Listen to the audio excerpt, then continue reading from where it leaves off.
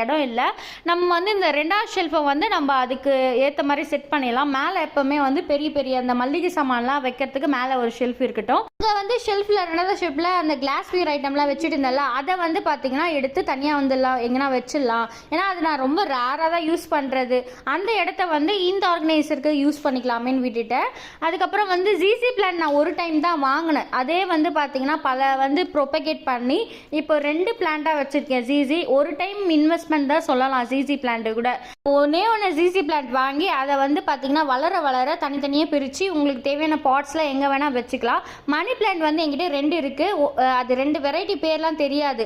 அதுவே நாத்தனார் வந்து ஒரு வாட்டி சென்னைக்கு வந்தாங்க. அப்போ வந்து கேட்டாங்க, என்னடி வந்து மணி பிளான்ட் வந்து ஆர்டிஃபிஷியலாக வச்சுருக்கியா, பார்க்க அழகாக இருக்கே அப்படின்னாங்க.